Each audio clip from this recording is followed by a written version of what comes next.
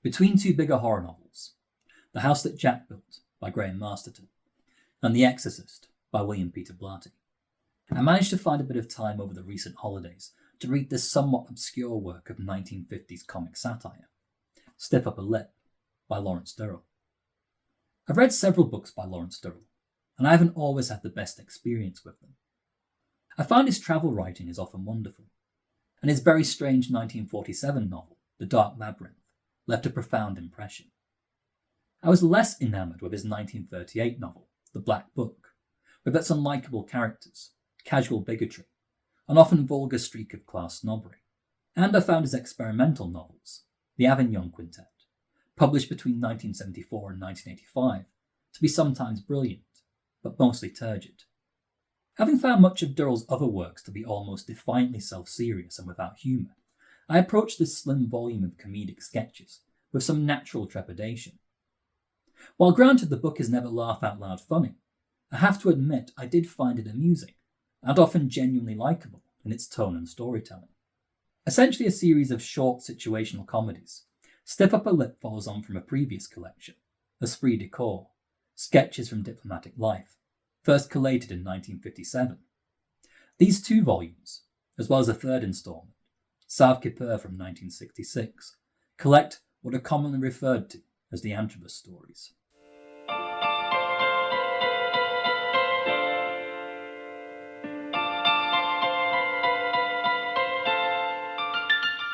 The Antrobus stories are a series of satirical sketches focused on the comic misadventures and misunderstandings of an eccentric cast of characters, mostly inspired by or exaggerated from Durrell's own experiences working in the Foreign Office during World War II.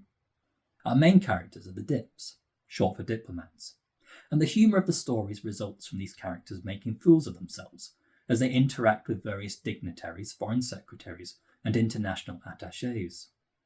Each of the stories are recalled either first-hand by the character Antrobus, or recalled by an unnamed narrator, who gives an account of the story from the recollections of Antrobus.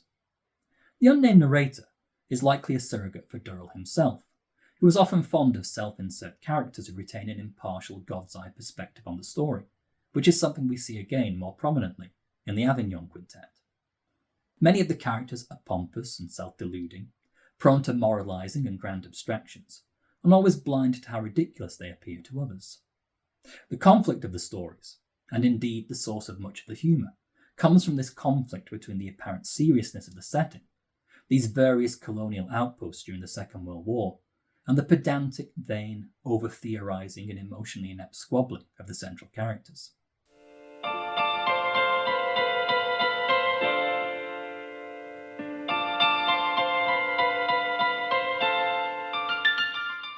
Since the stories are generally very short, I thought I'd give a brief overview of each story in the collection.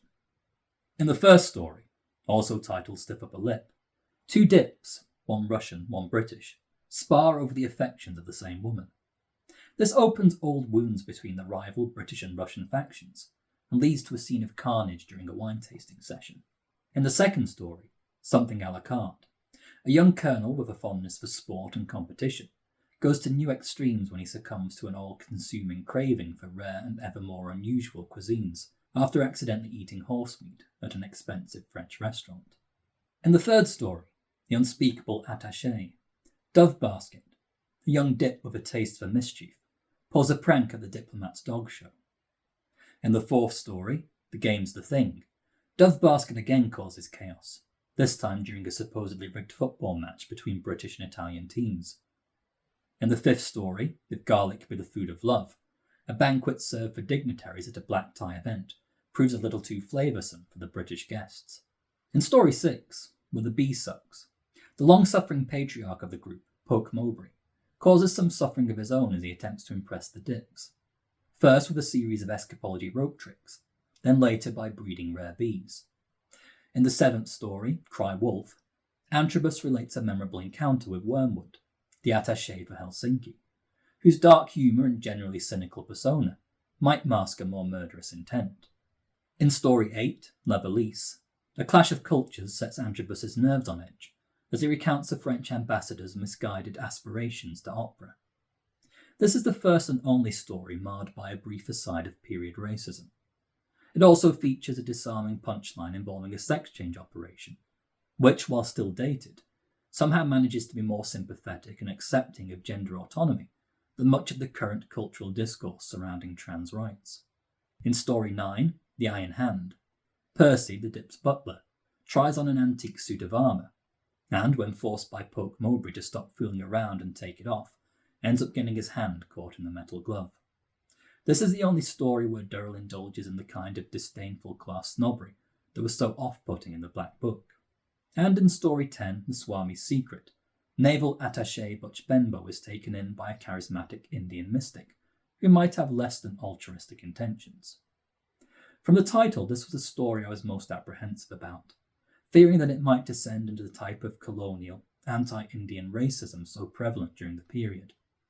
However, as a story, it was surprisingly good-natured, and frames Benbow's own insecurities as the point of parody.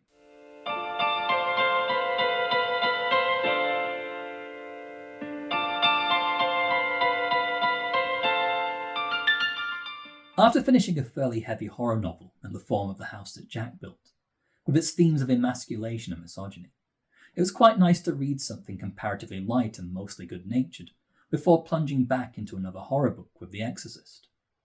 I imagine the influences for Durrell here are writers like Evelyn Waugh and P.G. Wodehouse.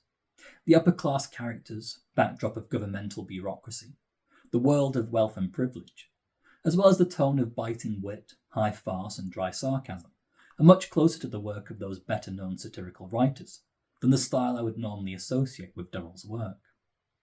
Compared to books like The Dark Labyrinth, or any of the novels in the Avignon Quintet, where the general style is pitched somewhere between modernism and postmodernism, with Durrell often engaging in all manner of Gnostic, self-reflexive asides, Freudian breaks from reality, and meta-deconstructions to disarm and alienate the reader.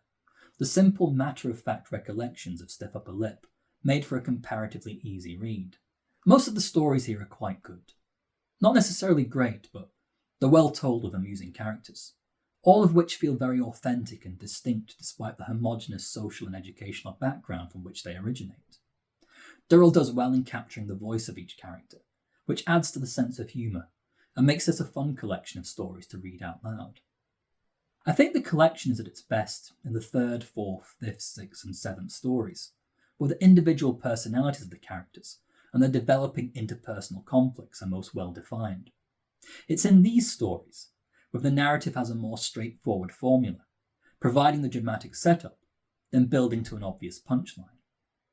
Throughout the collection, Durrell's writing is sparse but economical, providing just enough detail for us to envision the characters and the world that they inhabit, but without succumbing to his usual literary indulgences.